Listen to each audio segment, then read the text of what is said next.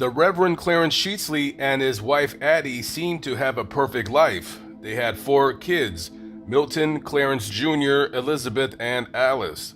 All 6 lived at a rectory at the church where Clarence was a reverend, and during the week, Reverend Clarence worked at the university as a professor of religion. The Sheetsley family were all well-loved and respected members in the religious community. But everything changed on November 17th, 1924. As usual, the day was hectic, the kids had school, and Clarence left to run some errands. A couple of people came to visit the home as everyone but Addie had already left. A man delivering bread came by, but no one answered the door. Another person came by to speak with Mrs. Sheetsley about church business, but again, no one answered the door. Reverend Sheetsley came back home to his children waiting for him, and they told their father about a foul odor coming from within inside the home. After the Reverend asked about their mother, they told him that they had not seen her. He figured that she was at a friend's house. The kids were getting hungry and restless, so the Reverend and his daughter Elizabeth went to the store to get food to make dinner. When he returned home, both seen dark smoke bellowing out of the chimney, and by now the smell was downright horrible. Quickly, Reverend Sheetsley went downstairs to check the furnace to see what was causing the smell. When he opened the door of the furnace, a ghastly sight lay before him.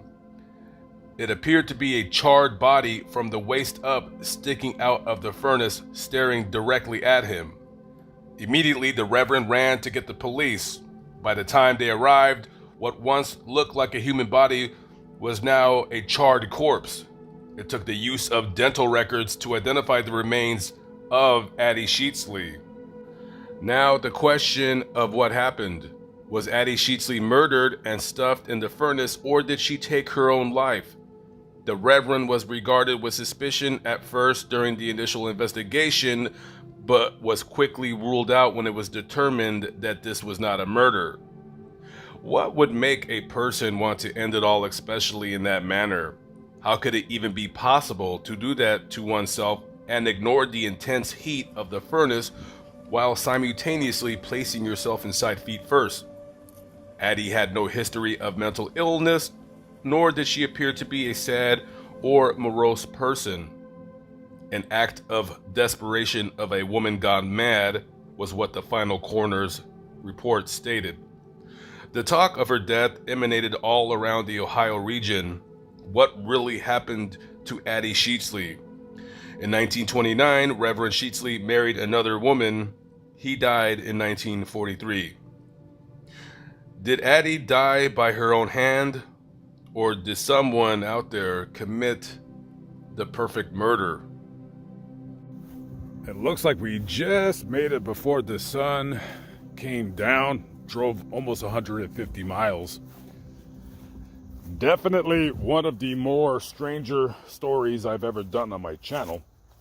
And this here is the grave of Addie Sheetsley. And she's buried, of course, next to her husband, Mr. Sheetsley.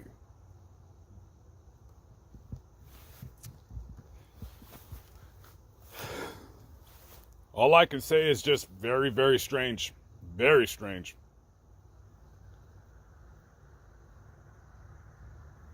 Okay, guys, I am out of here. I'm hitting the road. Where I go, even I don't know, but I hope to see you there. All right, see you on the next vlog. Be good, y'all.